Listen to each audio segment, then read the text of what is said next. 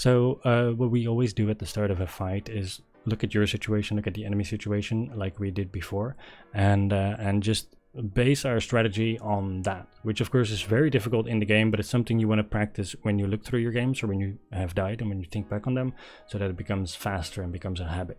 So you start from high ground. This is very good. You have an R301. This is pretty good. You have, well, enough ammo for a small fight, which is fine, but you don't have armor. So you, with positioning, you want to play safe. You know, you want to maintain this high ground. You want to use this cover. Bunch of boxes, so if you get the opportunity, you might want to catch an armor if you can, but that's difficult if they're here. That only works if they run away. Right, so right here, you are pushing in, and you use the cover on your left to check the box. So that's nice. No armor, sadly. Well, that's just fortunate, isn't it? You just got shot over your head. That's awesome. Right, so the enemies, as far as you're aware, are dead right now, but you're still on low ground without armor, so still be very cautious of your surroundings. Keep your ears open. And in between these boxes, something that you're not doing right now that you definitely need to do is look up to where the enemies might come from, which is this entrance and the one behind you. Between all of these boxes, instead of looking at the ground as you are now, look towards where the enemies might come from, so they don't catch you off guard. Right, you spot another enemy here, and right at the start of this fight, before anything even happens, I'm gonna say you gave up a great position, because you come from cover here, you have a sideline on them here, where you have cover on your right, cover on your left, you have this building that you control, like, you're just fine here. This is just a great angle. Right here, you just ADS and do your thing, because, well, it's done for you, right? But you end up keeping running forward. Now, I understand you lost line of sight of him for a sec, but I know you end up, like Tom, well, Null, but we're gonna call him Tom. I'm gonna call you Tom as well. You end up running out into the open, and you don't get punished for it here, but that's a bad call, right? Giving up your cover to just stand out in the open and shoot him. Definitely don't want to do that. Alright, and right here, whenever an enemy is standing still or is unaware of you, unless you're at very far range, even if it's only for a split second, right here, don't shoot, go for a headshot. Line up that headshot. You can. He's not looking at you. If you don't go for a headshot here, you're wasting a free kill, right? It doesn't matter what weapon you have. I don't care if it's a shotgun or a sniper or a wingman. Headshots do a lot more damage, so don't give away this free opportunity. This 110 could have been 165. And with that second shot, just chill. You don't have to spam your shots. If you shot that a little slower, you would have hit it, for sure. Alright, so he's below you. You're holding the high ground here, which is nice. I like that. Alright, you dropped here. Still have some high ground over him. Rising here. This I don't like. It's fine that you drop down to this platform here, because you know he dropped all the way below, so you probably have some high ground. It's even fine that you drop down here, because if he's healing underneath, which I was also expecting he was, then you want to get a sideline on him. But then as soon as you don't see him here, if you now follow him, when he's probably already used his cell or battery, whatever he was using, you've given up your advantage. You don't have armor, you no longer have your high ground, so you feel like you want to rush this and you want to kill him because you have your advantage, but you just lost your advantage, so get back up to the high ground and heal. Rising here. Right, so this chase is bad. See, he did get his armor back. Luckily, he was still low health and he's an absolute potato. Like, he didn't even turn around. We're not going to talk about that. But this was a bad push. Either get back to high ground or use that battery first, right? Be safe there. Knock cloud is almost gone. Alright, so here there is, I assume, one more enemy, right? Let's see, because you knocked the Pathfinder, didn't you? I don't think he insta-died. Sorry, I was looking at chat, so I'm just gonna quickly check. Yeah, you knocked him, both your teammates are down. They're pinging that there's an enemy, is it? Yeah, they're pinging that there's an enemy near where they are, and you see the gas right here.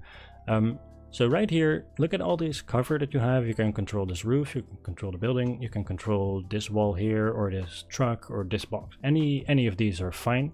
I wouldn't go for the box because it's too easy to flank, but I would just like hold this corner or climb up here probably. And instead what you're doing after the battery is you're just running out into the open, right? So if he peeks out now and shoots you, you should have killed the path and armor swapped. He had blue armor, yeah, that would have been better. But either way, you know, you shouldn't have gone for the path there after not seeing him. And then here, the same thing. You don't see this enemy. You're luckily full health again, but you have no advantage here taking a fight, right? This is a straight 1v1, and you never want to take a fair fight because that's boring. You always want to make sure you have some advantages for yourself. So have some cover or have some high ground, have some info. It's two of them, so that's already a disadvantage for you. So definitely want a better position. I think you're going to end up using this corner, which is good. You peek out too early, you weren't done reloading yet, so there's no point peeking. You're just giving them free damage. Unless you're gonna fake peek, which is step out for like half a frame and instantly step back to get them to shoot before you're done reloading. That's fine. But don't step out when you're still reloading and just wait before you can shoot, because you're just giving them time to aim at you. Okay, some nice headshots. And right here, you peeked out of here twice already, right? And you lost track of the Mirage, who's Bamboozle is here. So he's probably flanking you, or he's going to pop up here. You don't want to keep peeking the same corner, because now you're being predictable. So while he heals, the Mirage is going to F you in the A, if you know what I mean. So instead, if you just walked backwards here, after you beamed that Pathfinder and reloaded, you could have just looked over the fence and shot him. Or gone to the right and backwards, there's a little bit of high ground there. That way you could have anti-flanked the Mirage if he's pushing there. But don't be so predictable, right? Because if these are better players, then they would kill you for that. Alright, you catch him while trying to res. I don't think you cancelled his heal though. He still kept it up, I think. And he stands still not looking at you. That's quite lucky. And again, you're running out into the open. Even with your good aim, this is still a disadvantageous position. Indeed. Now, in this situation, this is one of those situations where your position is bad here, but their position and awareness is really bad as well. So you can beat them with your aim. But you don't want to build bad habits by killing bad players with bad positions. That's a lot of bad, but I think you know what I mean. You want to build good habits by taking even easy fights intelligently. Bloodhound went for the thirst on my team instead of focusing me, and I had literally just shot him. Yeah, that was... I don't know what's worse, the Pathfinder that twice just ignored you when you climbed up and jumped down to him, or the Bloodhound. I think the Bloodhound's slightly worse, but it was funny either way. I struggled with taking bad fights and trying to aim carry myself after I got Diamond and Predator. Yeah, I think all of us did that, especially after playing casuals for so long. If you have good aim, you're just going to depend on that, which is a bad habit to get into. Alright, so like this position that you take here, you're in the house. Now your teammates push up too far and get downed. So if you push out here, try to stay above or behind them, right? Because you're already at a team disadvantage here. Your one teammate is down and one's really low. So you just want to cover for them instead of run at them. We'll see what you do, and nah, sadly you jumped down. You could have held it there. He was one shot, which is nice. I get that you don't want to hold it in the smoke, by the way, right? But you shouldn't have jumped down, I don't think. Right, and here again you have cover on your left. Like, you automatically path towards cover, I can see that. But then you don't actually use it because you just slide out too far. So definitely, like, stick closer to that corner, right? You only have to peek far enough to see the enemy, and if he goes to the left, you just take one step to the right. Here again, running out into the open. I get that he's running away, but stick closer to cover, so that if somebody shoots you back or a third party shows up, you're still safe. You can shoot traps out. Yes, shoot the base of the traps, the black part with like the green glowing thing, and then it should get rid of it. Sometimes it doesn't. Usually it does. You're out in the open again here. You had these boxes that you were using, so why are you sliding up here? I get that you are trying to get close with your Peacekeeper, but that, 3 feet extra is not nearly going to make as much difference as actually using the corner for cover. Mitigating damage is usually more important than doing damage. Because the longer you stay alive, the more time you have to miss your shots. You know what I mean? Yeah, I got knocked by the main floor.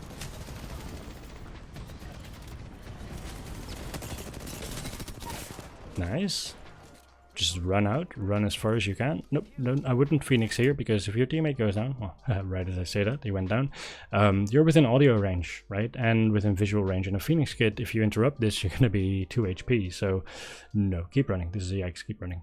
The first was already ballsy, and this is just suicidal.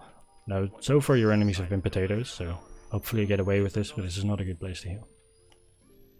Thought it was my caustic strap? Yeah, I thought that too until you stepped in it. That happens. Alright, I'm body blocking this one order near me. I had no other options. There's always options until you're dead, right? Because running away is always an option. Resetting a fight is very important. I mean, if you look at a YouTube video of a good player, you're not going to see them run away a lot. But look at them stream, and you see that whenever a fight isn't in their favor, they just reset it. They just grapple onto high ground or run away and heal, and then come back and own them. And that's the part that ends up making it into the montage, right? You've also got a choke on your Peacekeeper, and I'm not charging it. True, if you want to use it uncharged only, then just take the choke off. But that's kind of personal preference. And here you should have just chilled with your shot. You take it too early again, which is why you miss. If you just waited for the moment she jumped, she would have been easier to hit. So I have a video on that in case you haven't seen it, which is how to hit your shots or something like that. It has Pathfinder on the front of it. I'm sure somebody can find it and link it in the chat, which is a game of me sniping, but it talks about why I wait with my shots and how I hit all of my shots, which doesn't have much to do with aim, but has everything to do with understanding what the enemy is doing and when I need to shoot at them. So that's one I would definitely recommend you look at. And cover usage. You put yourself in good spots and then you give them up every time you chase an enemy, which you shouldn't do. Other than that, good plays. Nice. A lot of kills. You did well. I was just thinking, like, their Jibby was down, the other had just finished my team on the other side, so I healed, but 1v2 seems less likely than heal and then 1v1. Yeah, for sure. Well, don't forget that, like, if you are in a 1v2, right? And this is something I talk about in my 1v3 video as well, is if you're in a 1v2, you down one and then you die, you've lost your 1v2. If you're in a 1v2, you down one and you heal and they get rest, and you down one and you heal and they get rest, and you fail 5 times, but you stay alive because you care about that more, you only have to succeed once, right? You only have to die once to fail, you only have to succeed once. It doesn't matter how many times you reset. You don't want to know how many games I've had where I fought the same team like 5 times in the same game because they keep putting me in spots where I just have to be like, you know what, I'm not winning this fight, so I'm backing out, until I finally get a fight where they mess up and I can 1v3 them or 1v2 them. That's not an easy thing to do. And so downing one doesn't mean you should push because it has an advantage. It means you're halfway there, and if you can't finish it, you're gonna have to try again later. The issue is my teammates weren't alive. Yeah, but you can't change that. You don't have a magical resurrection pill when there's an enemy on them. Like, there's nothing you can do if you die, right? There's nothing you can do for your teammates if you're dead. Staying alive is the #1 priority, helping them is the #2. And you're also not responsible for your teammates staying alive. You're responsible for trying to either give value to your teammates by being a good teammate yourself, or when you have bad teammates, what we talked about earlier, forcing or extracting value out of them by taking a good position above them and using them as bait, or trying to use them to figure out where the enemies are. But you're not responsible for keeping them alive. You're not their mom. If they go out and feed, that's their thing, you know. This has all been really good advice. Thank you for the pointers. It's my pleasure. I really hope it helps. I think one might be flanking. Tip number 2, don't try and 3v1. Knew she was flanking. But fuck! My aim might be bad, but I'm not gonna fall for that. Oh, there is actually 3 of them, not 2. That sucks. Yeah. The Wraith and the Lifeline had just rezzed. Shit. That's what I thought. Predictable.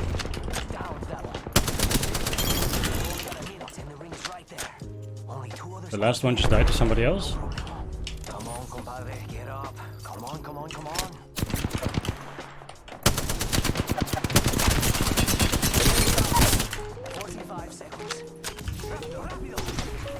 Dude, sorry for not reading chat, this is a bit chaotic.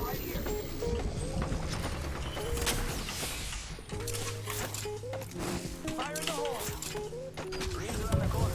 You've got 30 seconds. Fire in the hole. Okay, they're fighting each other and they're rezzing. That's good. Can't believe I'm standing still. Good, good, good. Don't push this side, That was a please. self-res sound. Yep, I think so too. Reloading. Come on, compadre, get up. Come on, come on. Third try, dude. We got this. Good job, compadres. There's one more coming. Oh my god, I can't fucking aim today.